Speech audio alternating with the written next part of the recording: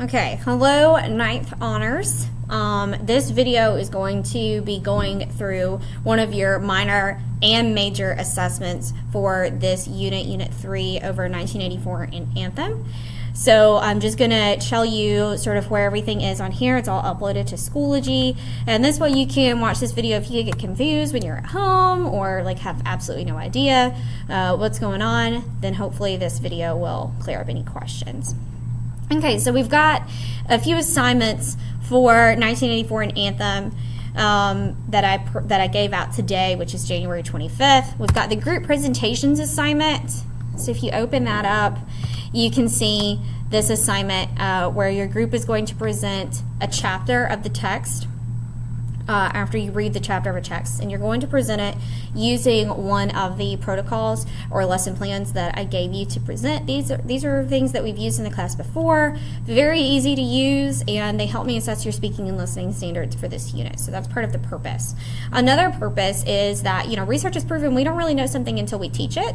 And I know when I was provided this assignment as a college student, I paid a lot more attention during the chapters that I knew that I had to present, because I knew that I was going to be presenting them and I wouldn't just come in and the teacher would tell me what they were about. Of course, I will be here to help you and answer any questions you have about these chapters and even about the lesson plan or the protocol that you're going to use.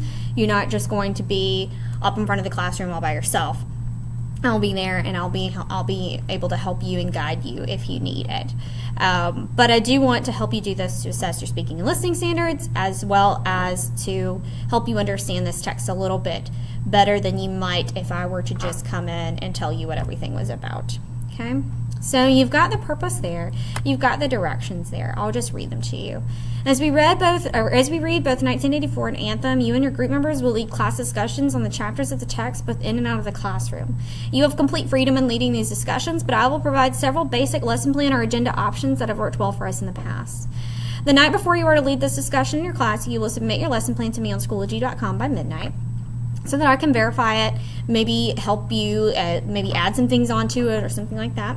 All group members should contribute to the plans, and they should list the responsibilities of each member of the group during class. After the class, you will provide a short page of notes or points covered and ask your peers to reflect by providing 3 questions, which they will complete for homework.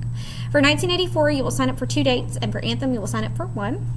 This means that your group will have 3 opportunities to guide the class in our discussions of these texts. So each time you guys present, that will be a minor grade, and we'll average all of those minor grades together to have your major grade for our speaking and listening assessment of this unit.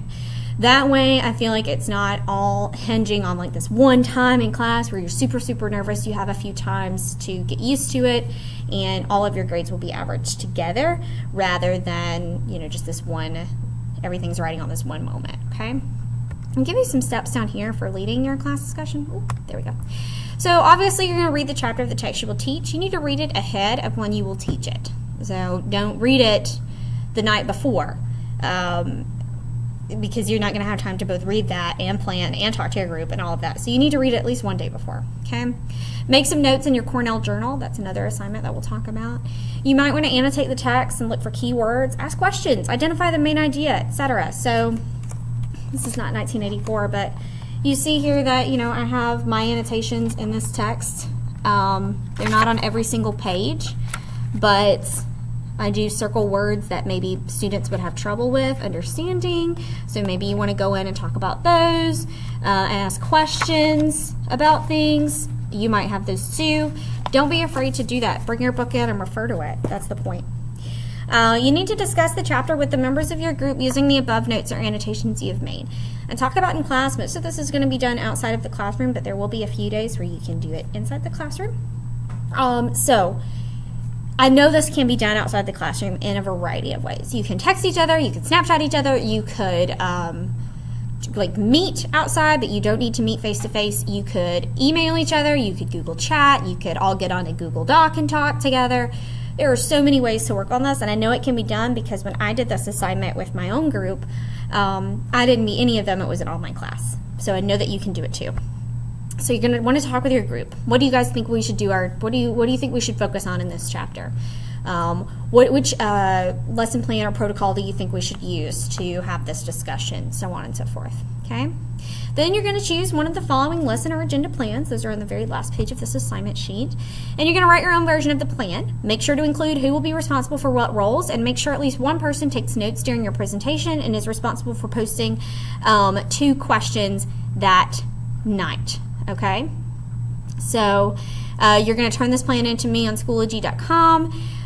If you can turn it in by 7 p.m., then I can review it, and you can get some feedback on it before you teach it, and then post the notes along with 2 complex questions for students to answer in the appropriate folder on Schoology.com by the evening of your presentation.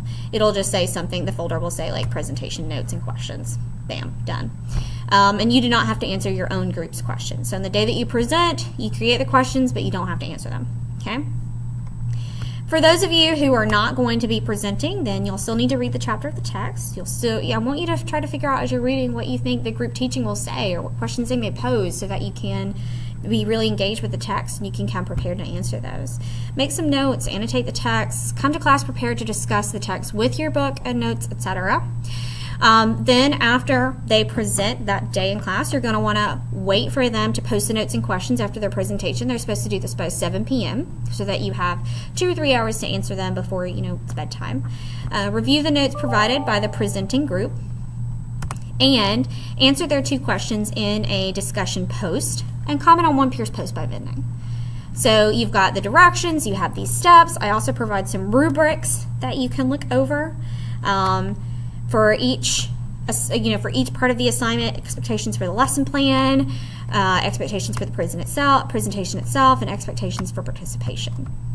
As we continue to scroll down, you also have rubric for how, if you're participating, you're not presenting, but you're just participating. This is what you should be doing. Obviously participate in class, refer to specific page numbers, answer the 2 discussion questions, comment on one peer's post, and have respect for your peers, okay? Personal and group member surveys. Since you are going to be working as a group, I know how hard it is to work as a group and feel like everybody gets a fair and equal grade, which is why I created these surveys this time. So you fill one out for yourself, and you'll decide how much money you should pay yourself in each of the following categories. You have $20 to spend. So in each category. So should you pay yourself $20 because you spent more time preparing, okay? You spent more time reading, you spent more time communicating, you spent more time having ideas and notes than your group members? Should you give yourself less time because you really didn't help your group members plan very much for the lesson? And so you gave yourself $5 there. Should you give yourself maybe $15 because you kind of participated during the presentation, but you weren't really super involved during the presentation in class or the class discussion? These are the things that you'll answer, then you'll average them. So if you get a 20, a 15, and a 15, and you'll average those up. 15 plus 15 is 30, 20, 50 divided by 3, probably 16, 17 something, and that'll be the amount of points that you get above on this rubric, or on this part of the rubric here. All right, so those points would be given up here. Group members will complete a personal and group member survey. The scores on those surveys will determine the amount of points provided in this section. So that will be how your group member scores are determined here, and that's 20 points. That's a pretty substantial part of your grade for this discussion, class discussion, presentation, whatever you want to call it. So I feel like that will influence some of your group members to really work hard, and if it still doesn't, then their grade will reflect their work, okay, and their involvement. So that's the personal survey, and this is the group member survey, same thing, okay. Agenda protocols, lesson planning, quotations ideas. So you have all these different protocols here that are super easy to follow.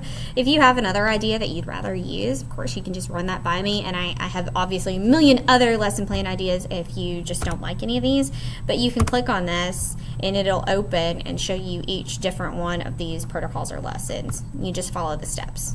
Super simple, super easy, and replace these things with so facilitator. So if a person named Sophie is going to do it, then Sophie will write the quotes on the index cards prior to the session.